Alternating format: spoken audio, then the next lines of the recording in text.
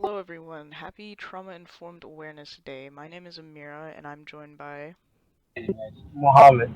and we're here with the Bright Promises Youth Council representing the Arab American Action Network to talk about recent protests going on in our community regarding police brutality and how it's affected us.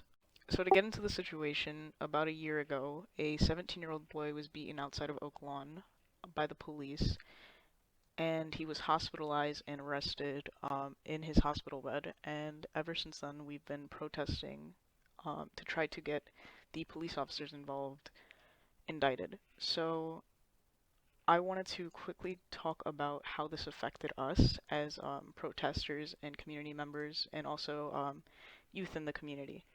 So, Mohammed, how has the meetings affected you? How has your trust in the community and the police been ever since this incident? And do you carry any of these experiences with you in your day-to-day life? Be honest, that protest, it kind of took a toll because, it could have been me, but it was just another one. It was like one of my friend's friends. Like, it could have been me any day, and I felt so bad. Kind of took a toll on my mind, and I wanted to fight for him. Just another person like this. Yeah, the experience was very interesting because this was a person that a lot of us knew very like personally or like knew from a friend of a friend, so it was a lot more personal to us. And this kid was also very like close in age to a lot of us, so it was just weird being there and having to protest for someone your age, as opposed to like someone you may not know as personally. And just from the way like the police board had responded to us and the way like the police had responded to us, my trust in them had definitely gone down. Like there were moments where some of my fellow youth, 16 years old at most, would get like patted down and searched in a very invasive way. And like we would also just be treated very disrespectfully during these meetings. I know like the police had often had like counter protesters with them supporting them, and the police knew these people very well. I remember getting called various like insults by this older gentleman, and then finding out that he had been college buddies with the police chief, I believe. So that was very jarring to experience. These meetings were also the first time I had dabbled in public speaking during protests. My youth leader had encouraged me to start speaking out at these protests, and that sort of led me into public speaking. And it's been a very weird experience having to navigate it in a situation like this, but I'm very grateful for it. So my next question is, what does Trauma Informed Awareness Day mean to you, and how does it relate to what we're talking about right now? Uh, Basically, it it traumatized many people, which kind of took a toll on this community. Like I said before, traumatized many people and scared many people to do things that they want to become, held people back. Not only that, just even people that come from a new country anywhere try to fight for them, protest anything, so they won't stay traumatized and not live out their dreams. Yeah, definitely. I think specifically too with this takeover, it's a very good way to sort of get our message across, sort of educate on what's going on in these marginalized communities.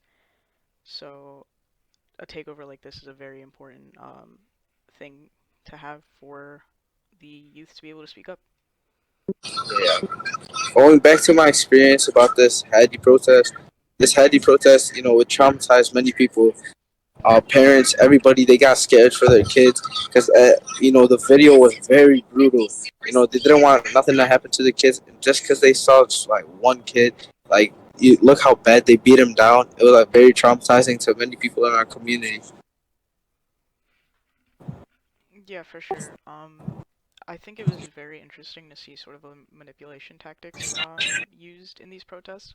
For instance, like I remember one meeting there were counter protesters who had played a 22-minute video of like completely unrelated police shootings where the police had been the ones getting injured, and I remember being very like confused and like disturbed at the fact that they would show this completely irrelevant thing to try to justify like one of our community members being beaten so badly.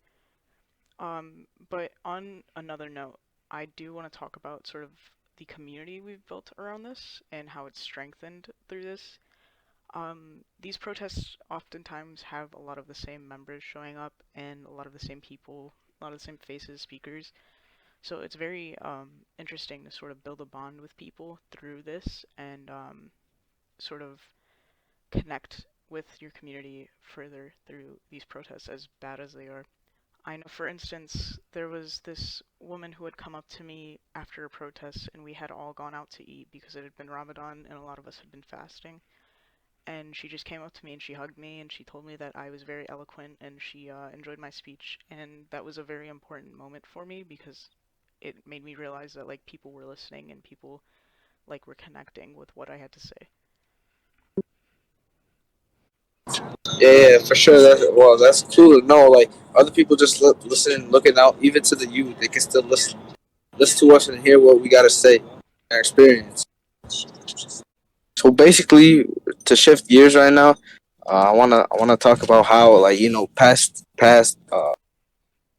events has shaped what we're doing today and helping our community. For example, like deportation. We could say like protests, brutality, all to our community. That's what I'm trying to lead to right now. Amira, what's your thoughts on this? Yeah, those are all important things that we've been able to explore, and I think community organizing has helped us sort of be able to explain these things a lot better. For instance, in our own organization, the AAA and the Arab American Action Network, we've done work with countless other organizations on the topic of like deportation and ICE, on police brutality, on all of these other things. We've been to various like protests for different things, and I think that's helped us build sort of a resilience to what's going on around us and helped us better cope with the trauma of organizing. All right, cool. So, yeah, basically, I like to add on to what Amira said. Yeah, basically, we were like trying to, help with all these, stop all the, racial profiling in our communities, fight, to, give to have our rights and not take anything from us. We want equal for everybody, peace, anything. That's basically what we're fighting for, and we go to any post. We try to fight for anybody. Like Hadi, there's police brutality, like that. For example, the Eighth Amendment, no crueler, unusual. Uh, crueler, unusual punishments. That was not gonna lie. That was very cool. That's unusual of a police just to beat down on a 17-year-old minor, and that's crazy. Yeah, definitely. And I think that brings us to our final point, honestly, about trauma-informed awareness, and that is that this education can lead to prevention, it can lead to healing, it can lead to a lot of different things. And just being like aware and educated truly is our most useful asset over here. And I think that about wraps up what we'd like to say. So thank you so much for taking the time to listen, and it's been a pleasure to participate in this media takeover. Have a good one.